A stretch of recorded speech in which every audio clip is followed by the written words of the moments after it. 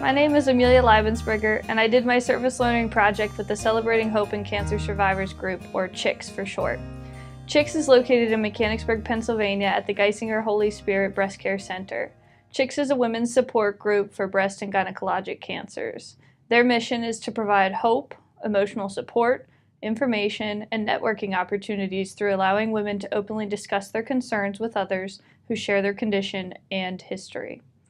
Since 1991, the CHICS support group has revolved around Dr. Angela Soto-Hamlin, a local surgeon who has specialized in breast surgery as well as radiation oncology for close to 40 years. Guest speakers present at meetings and provide information on topics such as genetic testing, lymphedema, anxiety and stress, reconstructive surgery, cancer treatment, as well as other community members who run various outreach programs for breast cancer awareness, patients, and survivors. I selected to work with CHICS for two reasons. The first being that as a nuclear medicine technologist, a large portion of the patient population I work with are newly diagnosed breast cancer patients or survivors who are under surveillance for metastatic breast cancer. I honestly did not realize all of the different facets that go with a disease like breast cancer, especially from a patient's perspective. So volunteering with this group has really opened my eyes to these issues. The second reason is that my mom herself was a patient of Dr. Soto-Hamlin's, and as a survivor, she participates in CHICS, even at 6 years in remission. Thanks to our family history, it is very important that I work to be the healthiest version of myself to mitigate my own risk of developing this disease. The support group has a mailing list of 85 survivors, with new members arriving at meetings every month. Members include breast and gynecological cancer patients, survivors, their families, and caretakers from all areas, not just referrals from Dr. Soto-Hamlin's practice. The CHICS Facebook page has also opened up a whole new online population that consists of 338 followers as of the beginning of October of 2018. Needs of the population include social issues like isolation, lack of support, and education, political advocacy for breast cancer awareness, economically being able to finance a lifestyle afflicted by breast cancer, as well as cultural needs that vary due to language barriers, age differences, and ethnicity. The issues breast cancer patients and survivors face can be categorized into 4 different classes: social, political, economic, and cultural. Through my service learning project with CHICS, I was able to address each of these areas to help aid my service learning population. 2 major social issues breast cancer survivors face are isolation through lack of support and a lack of education on breast cancer and what to do to manage such a disease. As a healthcare professional and volunteer, it is my duty to help provide these women the support and education they need to manage their breast cancer. I was able to do that by helping out with the CHICS group. CHICS is inherently a form of social support, as it is a community for breast cancer patients and survivors. Monthly meetings focus on a variety of topics with discussion and education from guest speakers on healthy lifestyle changes, genetic testing, treatment like chemotherapy, hormone therapy, and radiation, how to deal with lymphedema following surgery, and even things like reconstructive surgery itself. Meetings may also be more social in nature, providing survivors opportunity to discuss their personal stories and challenges with breast cancer while simultaneously inspiring hope in other survivors, or the opportunity to celebrate a survival milestone. Check out this CHICS testimonial. I started coming to CHICS 5 years ago. I was in Dr. Soto-Hamlin's office and I saw a sign. It was about a meeting for ovarian cancer, and I thought, I'm interested, I want to go. And since then, the topics have been varied and I've learned a lot. I'm Lisa and I'm a 5-year survivor. My name is Kay. I've been a 6-year survivor. I like that it's a volunteer group. There's things you can learn from other people and their experiences, whether it's like food choices, or I had this type of reaction to this kind of medicine, or things that I should think about in wellness going afterward. My name is Shirley Berry. I had a diagnosis in March 2010, and I'm now 8 years out and doing very well. Just have faith. It will get better. I mean, when you go through it at the beginning, you feel, well, but one day at a time, as your feet hit the floor in the morning, you're ahead of the game right there. From a political standpoint, another issue breast cancer survivors face is a lack of advocacy to help inspire government action to aid this population. CHICS works to serve this population as an advocacy force for breast cancer awareness through educating patients on the issues of government funding of certain lymphedema therapies to the recognition of new drugs or treatments by the FDA. By empowering patients to petition their state government officials to take action on these issues, like the Lymphedema Treatment Act, CHICS is helping to meet the political needs of breast cancer patients and survivors. Many breast cancer survivors may not be able to cope with their disease financially or economically on their own. So CHICS steps in and provides networking opportunities with local resources like Pink Hands of Hope, the PA Breast Cancer Coalition, and the American Cancer Society to help meet those needs. CHICS also coordinates field trip meetings every so often to local grocery stores to meet with nutritionists. These nutritionists help educate patients and survivors on healthy food options that are good for the patient physically as well as financially. Better eating leads to better health, which ultimately results in less money spent towards medical costs like doctor's visits, medications, and diagnostic testing. Finally, in order to meet the cultural needs that can vary with language, age, and ethnicity, CHICS has worked to expand to reach a larger population through a newly designed website and Facebook page. These changes are working to overcome cultural differences that are highlighted in the various generations of women affected by breast cancer.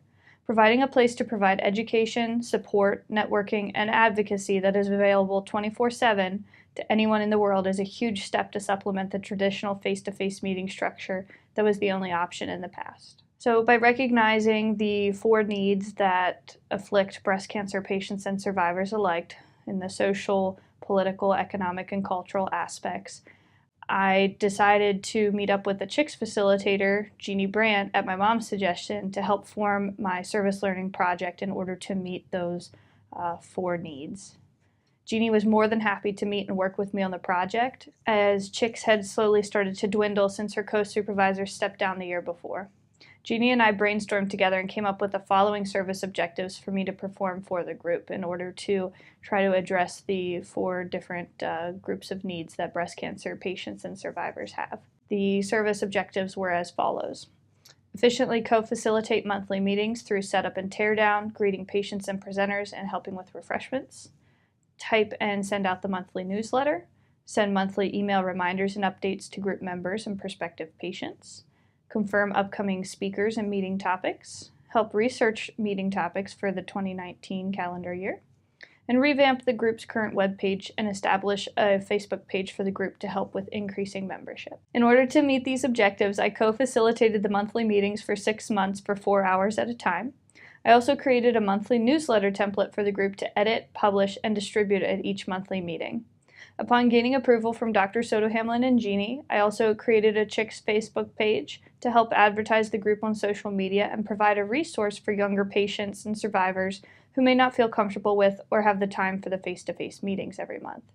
I conducted research to help line up some speakers for this year and next, as well as working to redesign the group's existing website to make it easier to navigate and more informative. Finally, I worked with Dr. Soto Hamlin, Jeannie, and Elaine Secker to establish the first CHICS Moving for Life workshop, which is currently ongoing. This is a free program that takes place 1 night a week to offer a dance-based exercise class for all levels of ability to help cope with and encourage the healing process following breast surgery and treatment. In regard to future service to this population, I would highly recommend working with the CHICS group, as there are fewer and fewer face-to-face support groups in the area for breast cancer patients and survivors. Although online support groups have the convenience of being readily available anywhere, anytime, face-to-face meetings offer increased emotional support and a tighter sense of community for participants. The only revision I would consider for future replication of the project would be a slightly smaller scope on the digital side of things. Designing and managing a Facebook page and website for the group was a much larger task than I originally thought it to be, in addition to the other duties of facilitating the monthly meetings and managing the group's email updates. Choosing one of those options to create and manage rather than both would have been much more doable in hindsight. I also had several student learning objectives that I set for my service learning project, and they are as follows.